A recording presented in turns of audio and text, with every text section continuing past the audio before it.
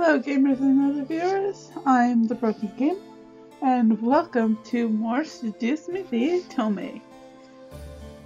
Now where we left off, we had the house party, we helped James in the garden, and yeah, we saw a devil named Malik. And now we woke up at 7 in the morning, and it was like sometime after midnight when we went to bed, so didn't get very much sleep.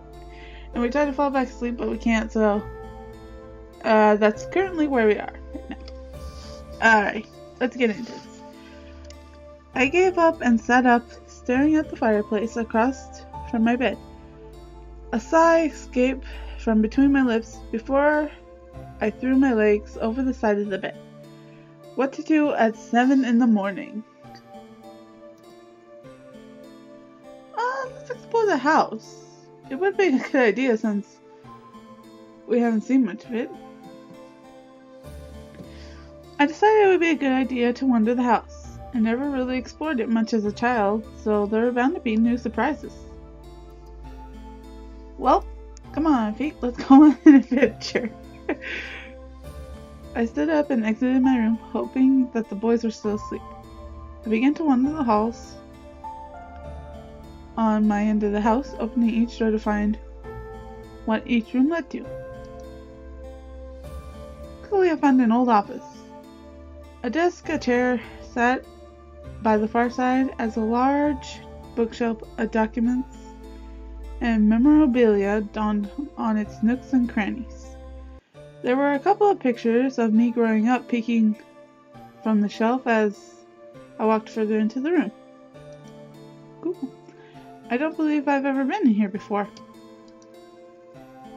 I tried to recall memories of ever seeing this room, coming up with nothing as a result. This room was new to me. Did I want to disturb the furniture? I'm curious. I gently opened the shelves and any drawers I saw in the room. A couple of them were books and even sewing kits. I assumed they were used for my grandfather's toys, so I left them alone. One drawer, however, was locked, no matter how many times I pulled. Grr, come on, open! Nothing. It would not budge. The drawer beside it did, though, revealing a laptop. Why is there a laptop in the drawer? Yeah, I'd be asking that myself. I lifted it from the drawer and carried it over to the desk and chair. Opening it. It was a high-tech laptop with a retro scanner as a pass lock. I was not sure whether or not to try and unlock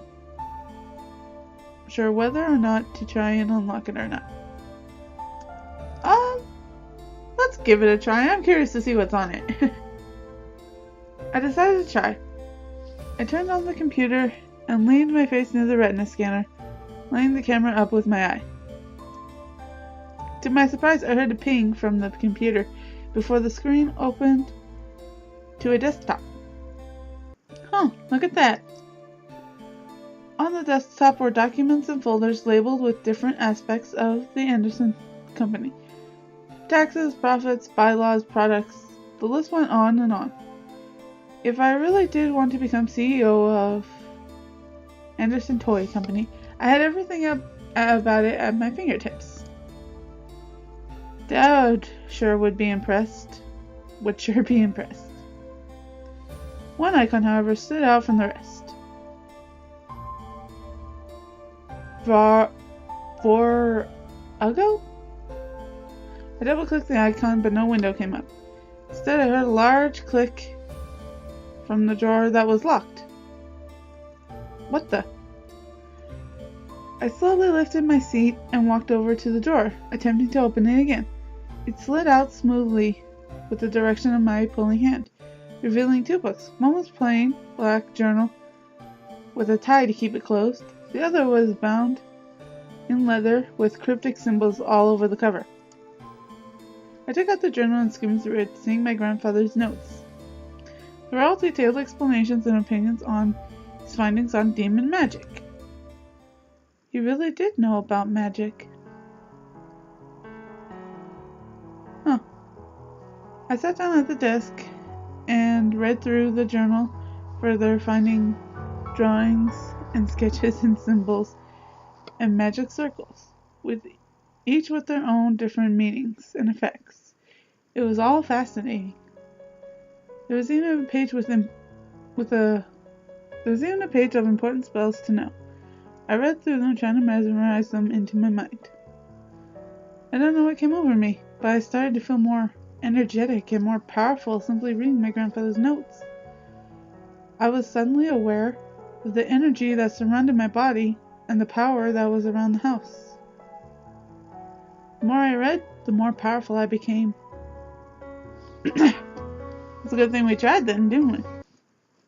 However, my mind suddenly froze, and I found myself walking back to the drawer, putting the book back, closing the door.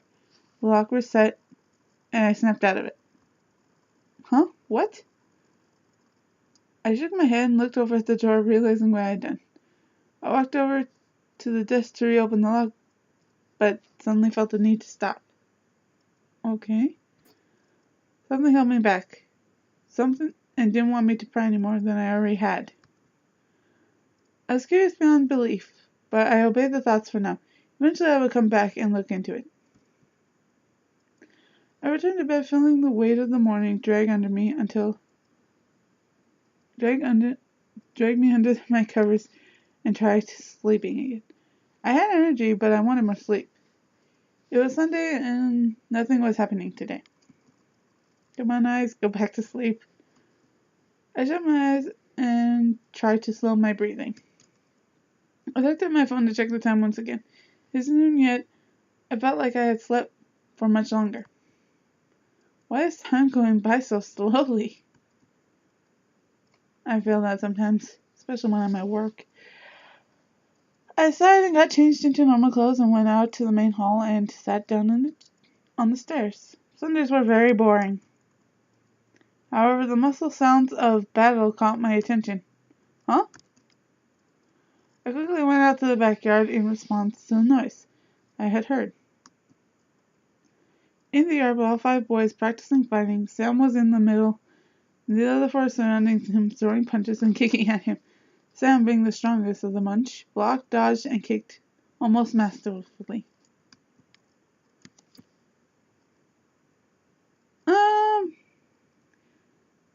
Well, I do believe they're training, so I really don't want to disturb them, so yeah, we'll just leave them alone. I just watched. The boys were very much in their own world, focusing on the training that they were all in. It was better not to disturb them. I checked the time and decided to head inside to the kitchen. I was getting hungry. I'm sure the boys will need to eat soon. So, lunch was a must. Might as well make lunch today, since it's been a while since I cooked. Lunch wasn't particularly hard, so I decided to make cold cut sandwiches. I'm not really a fan of sandwiches. I mean, I like certain types of sandwiches, but I don't really like cold cut sandwiches. Simple chicken and rice. Yeah, I like that. But I think I'm gonna go with pizza. Yeah, pizza sounds good. Pizza's always good no matter what time of the day it is. Do we have any? Luckily, we had some pizza in the freezer to heat up. Pizza on Moore's baked with love pizza. Had all the makings of pizza types, including pepperoni, sausage, mushrooms, and extra cheese. That sounds good except for the mushrooms part. Just top it, bake it, and serve. I'd have to get more later. I placed the food in the dining room. However, none of the boys were there by the time I brought the final dish out. I carried the dish into the main lobby, catching the boys separating into different rooms of the house. Part of me wanted to go to one in particular. The other part of me wanted to leave and take the food in my hand to my room and eat. Maybe we could just go out today while the boys focused on training. I'll go find one of the boys to give this to. 'Cause I don't really want them to go hungry. Well, at least not one of them. I quickly rushed back and grabbed the second dish of food before hunting down one of the boys. Hey, we found James! I was hoping we'd find him. I found James in the library, sitting in one of the comfy leather seats, reading a book. As I stepped in, James looked up at me before closing the book and standing. Oh, hello. Hey, James. I got some lunch for you. That is very kind of you. Thank you. Oh, you're so welcome.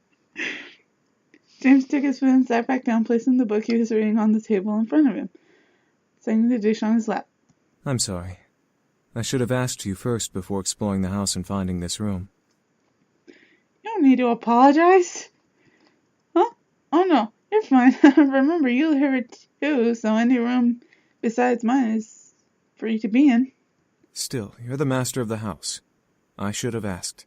It's fine, James. I'm not upset about that. It's fine, really. James nodded at me with an understanding smile before eating his food. I followed along and ate with him, taking the open chair beside his. We ate in silence, listening to the ambience of the room. In the room. Soon, however, I began to feel a little restless. Oh, yeah. In my mouth. Let's check out the book. I don't know why I just picked one. I wasn't sure which one to do. I put my food down on the table and lifted the book to examine it. Love and Romance, a study of intimacy? James let out a small, nervous cough before he stopped eating and placed his food on the table. Demons and humans are very different when it comes to affairs of the heart. I merely wanted to try learning a little more while I had the chance. I found that while I was looking around the room and had only just begun reading. Love is different to demons? How so? James smiled before crossing his legs, getting comfy for the small lecture he was about to give. Love isn't just a human emotion, miss. Demons like us feel them too. In fact, incubi and succubi feel emotions the most because of our link to sexual energy. However, we don't really experience love. We know of lust and passion. But passion drives love. For humans, yes. For demons, it fuels our need to breed and increase the strength of our lineage as well as quells the hunger we have for sexual energy. It's very hard for us to develop feelings from passion, despite how easy it may logically seem.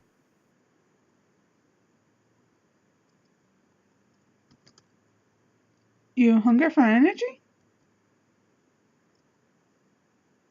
I could tell I struck a nerve with James as I mentioned the word hunger. His arm twitched, obviously wanting to do something other than remain in the armrest of the chair. He continued speaking regardless. Sexual energy is our natural food source and is one of two ways to keep us alive. In the abyssal planes, there are many demons to feed off of who are always willing to give their energy up, so sexual hunger is never an issue. In the human world, however, we've come to realize that getting energy is a little more difficult. Can't you just touch a human to get... Can't you just touch a human for their energy like you all did with me? That only gives us so much. A touch is merely a taste, while intimate sex is a banquet for us. I guess that was true. Humans aren't all about sex, and we're probably a lot more conversive than demons, at least. It would be hard to gain sexual energy from a human without doing something to them or catching them in the right mood. This is why we have a mind-altering ability to convince humans to give in to their desires. It's not 100% effective, but it gives us a better possibility to get what we need. What if you don't feed on sexual energy? What's the other way to stay alive? Food, typically. However, we're weak without actual sexual energy. Without sexual energy, we become less than human. We have no power nor moral consciousness. We basically start to become unfriendly.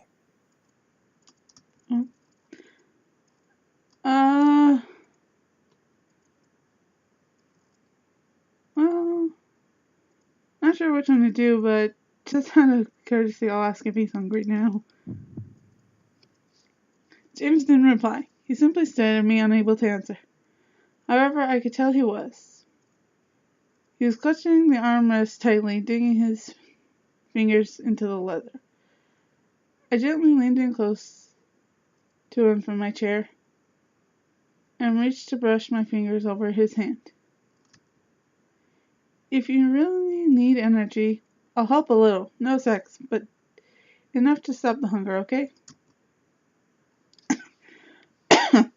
Once again, I was greeted with silence from James. He seemed very nervous and uncertain about what to do. Now that the approval was there, he was also frozen from my touch, softly and barely twitching at the feel of my skin against his. I could feel his hand grip the armrest harder. A small feeling of boldness then ran through my body, forcing me to cover his hand completely with my own, before leaning in nose to nose with James in seriousness. Alter my mind if you're concerned about me. I really want to help you out. All of a sudden, the music, I felt something in my mind snap and ooze into warm, fluffy feeling I felt before with Sam and Eric. I felt my body slightly heat up as James released the armrest and gently took my wrist. He gently pulled me out of my chair and into his lap, having me straddle him with my thighs. I stared deep into his eyes. He stared deep into my eyes, his own glowing in hunger that I would never have expected to see from him. I won't go overboard. Before I knew it, his lips were pressed hard against mine. My head was being pulled into his by his hand on the back of my neck. I gently moved my hands to his shoulder and chest, melting in his lap and enjoying every feeling that ran through my body. I felt hot, desperate, and in need more than just a kiss. One of my hands slid up his neck into his hair as James lowered his kisses to my neck, gently groaning against my skin. I couldn't help but let out a small whimper of pleasure before reaching up and covering my nose. I didn't want the others to hear me, and I was positive neither did James. James lowered his free hand to my lower back, pulling my body against his. I felt my energy slowly draining, causing me to cuddle closer to James's hold on me. He lowered his hand to my waist, squeezing tightly as his tongue ravaged my neck. I probably should have said before I started this part that it's gonna get a little heated, so you're not into that to skip ahead to. I'll probably put that in before I start this part. His hand was on the back of my neck, however, gently came around and held onto the tail of my. I sucked in a breath, but James didn't pull it to untie the bow. James lifted his lip from my neck and gently leaned his forehead to mine, rubbing nose to nose with me. He was gently breathing fast, softly red in the face, and as deep in the moment as I was. I won't go any further if you don't want me to. I could feel the hold on of his mind-altering spell fade away, but I still felt hot. Something told me that I wanted more, but at the same time I wasn't sure if I truly did want to give any more. Oh, what the heck, let's keep going. I opened the opportunity and was enjoying it as much as he was. I wanted more, and I was going to let him keep going. He promised not to go too far, but it wasn't far enough for me. I gently leaned in, kissing him, giving him silent approval to keep going. I could feel him pull on the tail of my bow, releasing it and letting it follow his hand from around my neck. He moved the ribbon to the empty seat before gently unbuttoning the top half of my blouse, not going lower than above my stomach. The desire of my body drove me to move the sleeves of my shirt down my arms, escaping it and letting the shirt hang around my belly. As he began to ravish my neck and shoulder in hot kisses, I leaned in my head and back and let a pleasureful sigh escape my lips. The pull in my body from him was draining. My energy had slowed immensely, almost stopping completely.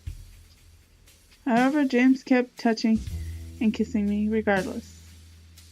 He was full, but he was as hot as I was, and kept loving on my skin and on me. I couldn't even comprehend how much time we spent making love. I was so lost in the pleasure that I didn't care. All is simple, but I didn't care. I loved it. His touch, his kiss, his heat. I desired it beyond anything at that moment, even as he lowered his kisses down my chest, just above my bra. My heart was beating wildly in my chest. Something about James drew me to him like a moth to a flame. I didn't know if it was his aura of superiority or his gentle smile, but something made my heart quicken for him. It couldn't have been love, but it was too passionate to be lust. What was it? I don't know. However, I began to feel dizzy, seeing the ceiling starting to spin almost wildly. I gripped onto James' shoulder, trying to signal him to stop, but my mind faded to black before I could let out another sound. I think he took a bit too much, because I passed out. I felt good. I didn't care that I blacked out. I felt warm and fuzzy in the darkness. I never knew indulging in that kind of passion would be that good. I now just waited to awaken, hopefully in a good way. My eyes eventually fluttered, adjusting to the sight around me. I felt familiar silks beneath me, letting me know I was in my bed. I slowly sat up, stretching from the tiredness that lingered. I felt a very soft pain in my neck and shoulders, and I could feel my swollen lips pulse gently and healing. However, when I looked down at my body, I saw my shirt had been pulled back up and rebuttoned as if nothing had happened between me and James. I was just missing my ribbon. Before I turned to get out of the bed, I spotted my ribbon on the pillow beside the one I slept on. It was tied in a nice bow around a red rose that freshly bloomed with a small note attached to it. I gently slipped the note from the tie, opened it, and to read it. I apologize for indulging myself as I did. I hope that you will not dislike me when you awaken. I stared at the note, unbelieving of what I read. Why would I dislike him? Yeah, I mean, I gave him the permission to keep going, so why would I dislike him? I let it happen, and I enjoyed it. It was cute, though, to imagine him asking for forgiveness for something we both did and enjoyed. I brought the rose to my nose gently inhaled its soft fragrance. I indulged myself too, James. I looked at the time out of curiosity. The large white numbers on my phone showed 5:31 p.m. Yikes, 4 hours of being knocked out and I still felt tired. It was Sunday, so I was allowed to sleep a little longer if I wanted to. The remainder of the night passed by, surprisingly uneventful. The boys continued to train with each other, but were kind enough to stop and make me dinner. I was glad for that. Not surprisingly, the food was perfect, but it felt a little empty without the boys to eat with me. They most likely had already eaten, but I still felt lonely. I couldn't let it bother me. I ate and went back to my room to study and sleep. Surprisingly, I felt good going to bed that night. I felt like I could have a peaceful sleep after the previous rough nights I had. I felt good. I drifted to sleep and woke up almost flawlessly the next morning. No grogginess, no aches, perfectly energized and bright-eyed. Man, how long has it been since I had such a good sleep? Had that much good sleep. I looked at the alarm clock. I woke up 10 minutes before my alarm. Well, hey, I must be lucky today. Grandma owed me some luck. After all I had gone through in merely a handful of days, I deserved some good luck. Ecstatic for the day ahead, I turned off my alarms before they could ring and got dressed. However, my phone started to buzz from an incoming text. Huh? Who's texting me this early? Yo, Anderson! You're carpooling with us from now on. We're not letting you waste your money on a bus. Get ready and be at your gate at 7 stat. I smiled. My friends were the best. I couldn't drive yet and I didn't have a car, so it was awesome that my friends let me carpool. I checked the time, 6:30. Perfect. I can eat some breakfast before they come.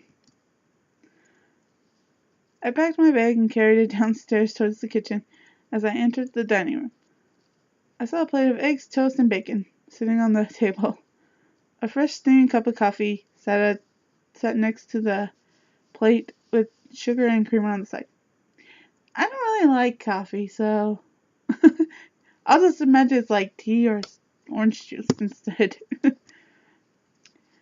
I walked to the table and I couldn't believe what I was seeing. Who made this? As I spoke aloud, a small red note caught my attention. Have a good day. Yours. My heart skipped a beat as I finished. I could tell it was from one of the boys. Maybe it was from him? I smiled before putting the note into my bag and eating up. The food was so delicious. I devoured every amazing bite. I looked at the time again. Time to go. I quickly rushed to the door, checking myself in the passing mirror. I wasn't wanting to impress anyone, but I still needed to look decent. Before I could reach the handle of the door, however, someone took my hand. Huh? James! I turned to see James, who was holding my hand back with a concerned frown on his face. My name. What? Your name? My true name isn't James, miss. I want you to know my real name if something were to happen. His true name? What did he mean? What did he mean? Why was he telling me this now? I remember reading something about a demon's name from the journal I read yesterday. If you knew a demon's true name, you could summon them to you, no matter where you are or where they are. Or where they were. James gently pulling me close to him, leaning close to whisper in my ear. My name is Ray Stroud. Ray Stroud. As he said his name, I could feel a lock in my memory. Something in my head would make sure I would never forget it. James pulled away and smiled at me despite carrying worry in his eyes. If you're in any danger, call my name. I promise that I'll come and help you. Aww, cheers. I stared up at James, unable to say anything. I could only nod in response. James smiled before kissing my hand and heading into the dining room. Something told me that that name would be used eventually. Okay, so I'm going to end this one here because I'm kind of running out of time. But anyways, have a wonderful day. I hope you all have enjoyed this as much as I have. I'll see you all in whatever I decide to make next. Also, don't forget to remain your beautiful, unique, one-of-a-kind selves. Bye.